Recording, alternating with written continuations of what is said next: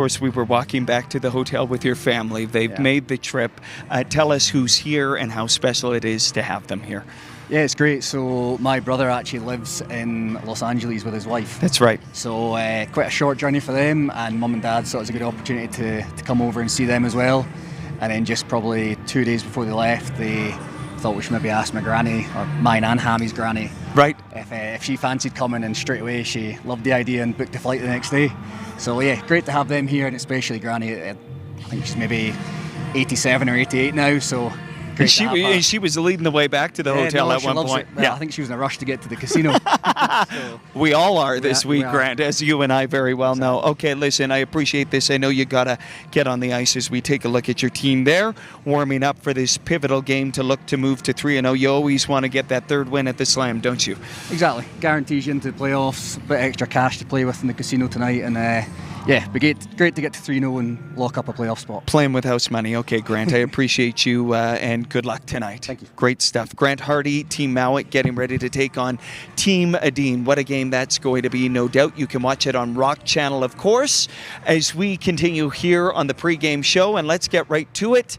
Emma Miskew, Team Homan, of course, they're 2-0. And Emma, step on in, grab the mic on your way by. And here we go. Thanks for joining us on the pregame show. No what has it been like so far this week, Emma, here in Tahoe for you? Oh, well, it's beautiful here. It's really cool to come somewhere new. I mean, we've explored so much of Canada curling, and to be able to come to a location that we've never been to before, super scenic, and first American Slam, that's pretty exciting. Yeah, I was saying to Rachel last night, out of all the places I've gone, Emma, covering curling, never had on my bingo card that we'd be in Tahoe.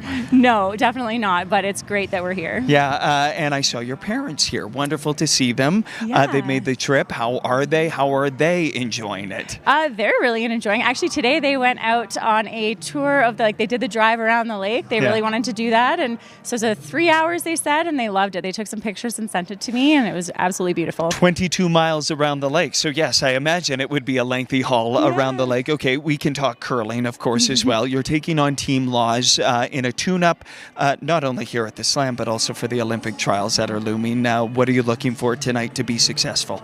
Well, I think, the rules are different here than they are at the trials. Good point. But we're just trying to make sure that we're doing all the things that we do from a communications perspective with each other, and trying to throw the rock the best that we can heading into the trials. So the results aren't exactly what are on our radar right now. We're just really trying to, like I said, technically throw the rocks well, do all our communication things. We can't control outcomes of games. You can't control how the other team plays. All you can do is do what you do. So as long as we keep building upwards and doing what we know would make us successful in a couple of weeks, we're going to be happy. You know what's been so impressive about this team, and Rach and I talked about it after the win last night. You fell behind 4-1, and yet you found another way to win. You continue to find different ways to win, and the belief amongst all of you is incredible as well when you get down, Emma. Yeah, we found out we were struggling a little bit just with the ice last night. It was frosty yesterday. It was raining here, and I know that they probably weren't expecting that. It's been beautiful every other day, but we figured they were going to struggle with it too, so we just kept trying to put the pressure on and sticking with it, knowing that it wasn't going to be perfect out there, and we got a couple mistakes and put the pressure on and came out with the win. So. It's interesting. You talk about the rain. One of the locals told me yesterday they get 300 days of sun here, Emma. So we got one of the 56 rainy days. Yeah. Listen, I know you're just about to practice, so I appreciate you joining us on the pregame show. And good luck. Thank you so much. Okay, that's Emma Miskew, Team Homan. They're taking on Team Laws, looking to move to 3-0 at the Slam. Team Tiranzoni has moved to 3-0. Team Homan undefeated as well. So why don't we take a look at the updated standings at this point. First on the men's side of thing, because we are starting to get somewhat of a playoff picture here. There you see it. Team Dunstone into the playoffs at 3-0. Team Schwaller 3-0 as well. That's the magic number to get you into the playoffs. Then you have those teams at 2 wins. That usually gets you something. You don't want to play an early morning tiebreaker. I don't want to be there for the tiebreakers on Saturday morning. So try and get that 3rd win. But you see all the teams still alive. You see Team Epping and Team McEwen. Of course, they're going to want to bring teams back to the pack as well. So that is an updated look at the men's standings. Now let's take a look at the women's standings to see what the picture looks like. I said a second ago, Team Tirinzoni, they continue to mow down the competition. Of course, they've been in the first 2 slam finals, so 2 has Team Holman. No surprise that those 2 teams continue to rise to the top.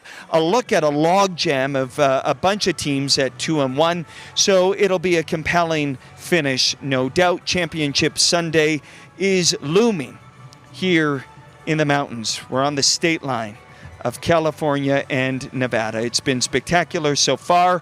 There's a look at the venue. We're going to take a quick time out as the teams get ready to take to the ice. On the other side, we're going to talk all things military invitational, a first of its kind at the Grand Slam of curling, of course.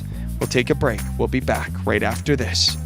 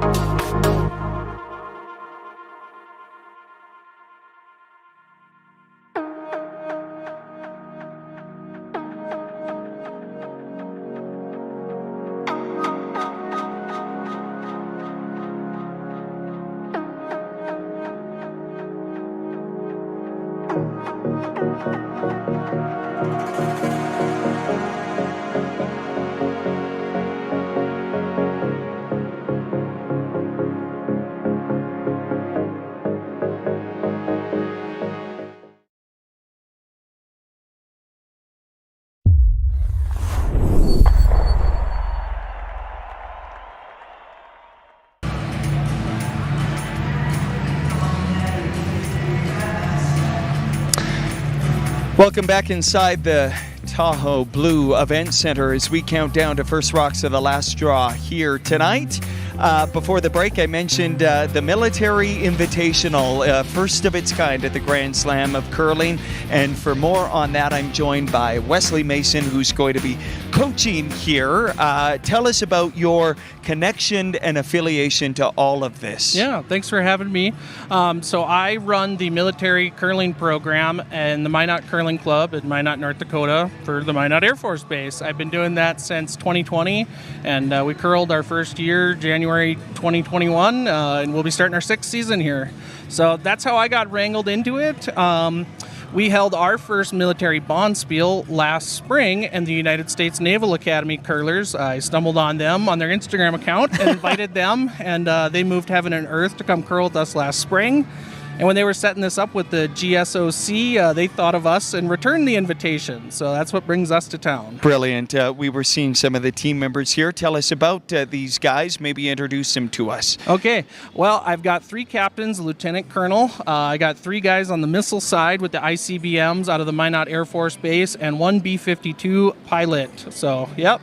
We got 2 legs of the nuclear triad out of Minot, and I've got both wings represented here. So spectacular. Yeah. What has this all been like for you?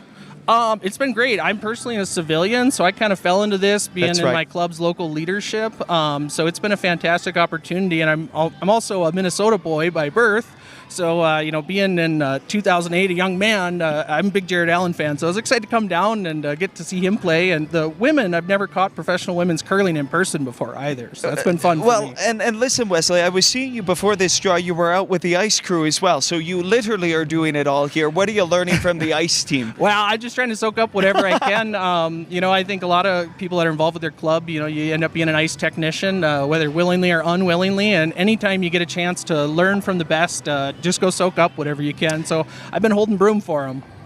Listen, there was a beautiful moment about 45 minutes ago as we take a look at a bunch of the members of the teams who are going to be playing there, and there's Reed Team Carruthers. Ontario, yeah. Team Ontario. Of course, we have 4 teams out of the United States and a Canadian team here, so 5 teams. Everything gets started at the Epic Curling Club here tomorrow.